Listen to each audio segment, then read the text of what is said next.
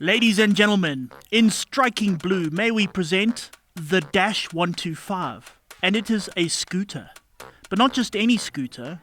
This is a scooter from the world's largest motorcycle manufacturer, Hero. But here's the thing, this is Hero we're talking about. And as we're slowly learning here in South Africa, Hero have this habit of making things look simple that really are not. Look at the looks. Then look closer. Everything is beautifully laid out. Everything is well thought out. It is not a slapdash job. I mean, take this dash for example. Now, on a scooter like this, they could have very well just taken a dash, just a kind of off-the-shelf kind of dash made by millions of factories all over the place. That just simple square dash, stuck it on over here, and nobody would have said anything. I mean, you know, it's a scooter, it's quite simple, that's fine. But no, somebody at Hero took the time to design this dash, the layout, everything like that. They took the time to get it produced, to put it into production, to have it in there, only because it looks better. And I really like that. That sort of shows someone who's kind of proud of what they do. They're working on a scooter, but they're proud. They want it to be the best scooter they can be, and I really like that.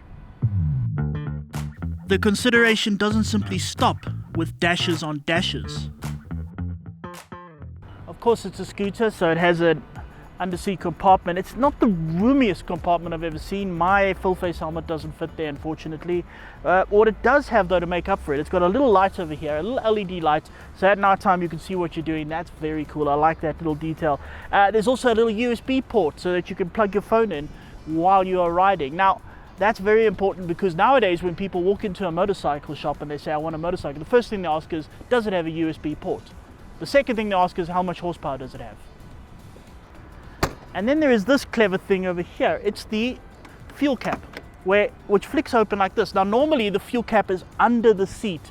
So the problem with that is that then you open it, you fill it up, you don't pay attention, it overflows and it goes all over your stuff. This is over here. If it overflows, it doesn't do anything. And you can also have a box on the back if you want and still get into it without having to take the box off. And it is easy to overflow because this fuel tank is 5 liters. And that sounds little pathetic, except that the claim mileage on this thing, or the claim fuel economy, is 52 kilometers per liter, which is 260 k's on a tank, and that's like 4 years on a scooter. Of course, considerations don't stop merely at charging WhatsApp machines. Hero needs its customers to stay alive.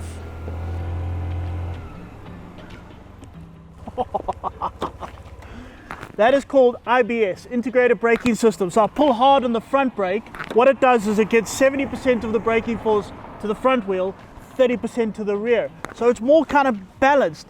Apparently it can give up to 40% shorter braking distance to a standstill, which is, yeah, it's quite something. From being able to stop to not necessarily needing to stop. And this is all because of a clever headlight arrangement on the dash. I mean, it's really clever when you think about it, because while having the lights low looks really cool, you know, the whole dragon eye bad boy design, when you're going through traffic or behind a car or something, they can't see you, so you need the headlight up at the top here. Also then, what is cool about this is that the headlight is then directional, so I want to go that way, going slowly, especially in parking lots at night. I turn, the headlight points in that direction, I go that way. How cool is that? The dash is powered by a single-cylinder fuel-injected 4-stroke motor pushing 9.1 horsepower and 10.2 Nm of torque, but what makes it clever is the gearbox. Where most scooters use a CVT gearbox with no need for gears and a clutch, the dash uses something called a Varimatic gearbox. I have no idea how that gearbox works. I'm trying to kind of work it out. I wasn't entirely sure how a CVT gearbox works. That works on centrifugal forces, except some physicists somewhere said that centrifugal force doesn't exist. It's just a whole lot of lateral forces in an infinite number of changing something or other. Anyway, it's really complicated, but this gearbox is designed to keep the bike in the torque. And that's kind of what's important. And I mean, here, for example, we come to this robot. We stop, and We pull away. And there we go. It's not bad. That's really not bad. This is a 125cc engine. It pulls away from traffic easily. I'm not going to pretend I'm going to stick it next to a superbike and say this is the most thrilling thing I've ever ridden. It's got some gusto. I'm surprised. I thought it was going to be really slow. It's not. Naturally, with things being well built, it feels well built too. What I love about it is that how kind of solid it all feels. It just goes with what we said. Yeah, look, I'm riding with no hands on the handle on a cobbled road, and it's fine. It's completely fine. It just feels so solid, even with the small, tiny little wheels. It just feels very well put together, very kind of in its place. Riding over cobble road, potholes, all of that, it just feels all together. And that's important because scooters can often feel very unnerving. There are some little problems. For example, there's no time. They don't have the time written here. Maybe I'm just not pushing the right buttons. But they got odometer, they got trip meter, but no time. And I kind of want to know what time it is because I want to know how late I am, you know, as you do. Also, the seat's a little bit hard. But these are all minor little things. Minor indeed, because there is something much more with the dash. People often get this wrong about me. They say, Donovan only likes fast motorcycles, more horsepower the better. Yeah, of course I like fast, but it doesn't mean that I like only fast. I like things that are interesting or exciting or kind of elicit an emotion of some sorts. I mean, that is why I'm in motorcycling. I got into motorcycling because it was my childhood dream to ride motorbikes. My family rode motorbikes. I used to watch Wayne Rainey on TV. I wanted to do that. So anything that like elicits an emotion is something I really enjoy. And that is what this does. I've always been a fan of scooters. They just are. They're fun. They're funky. You zoom around on them. They're so easy to ride. They're so cheap and easy to maintain. And it's good fun. That is the point. And this is, in particular, here I've done it again, where, as we said in the beginning, it looks simple. It does. It just looks like a simple scooter. But when you get into it, and you ride it, and you see everything, it's not simple. It's well thought out. They've spent a lot of time, a lot of energy on this motorcycle, making the rider not bankrupt, feel safe, and feel good. Just feel good about themselves. And that is what a scooter should do. That is the ultimate a scooter should do. And 25,000 Rand, for a quality piece of kit like this. That's really not bad. That's not bad at all. Very interesting indeed, and undoubtedly an affordable and hugely efficient means of urban transport. A scooter that costs about as much as the head-to-toe riding kit that a superbike or adventure rider might wear for a weekend blast, which sort of puts its value into perspective.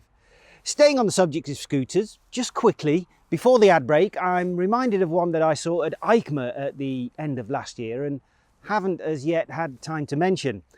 Well, I say one, what I suppose I actually mean is the one. It's at the other end of the pricing spectrum to the Hero, and it is the original and arguably still the best maxi scooter, and it is, of course, Yamaha's TMAX.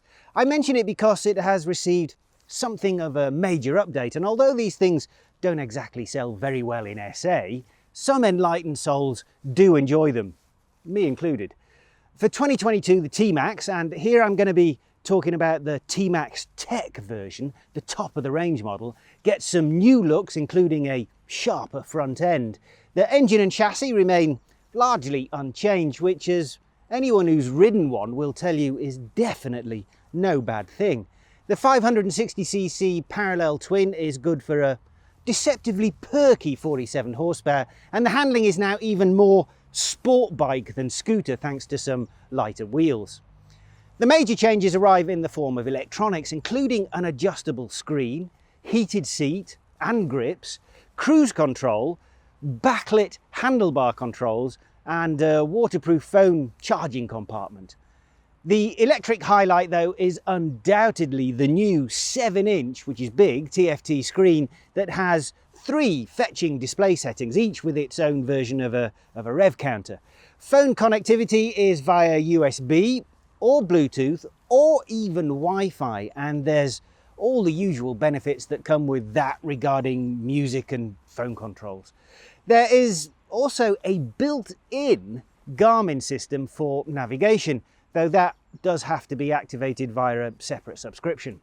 These are the sorts of features that many supposedly top-of-the-range bikes can only dream about, and that includes a properly integrated keyless system which operates the ignition, the seat and the fuel filler cap. Unlike any other big touring bikes where the keyless ignition sometimes won't even work the fuel filler cap. Amazing.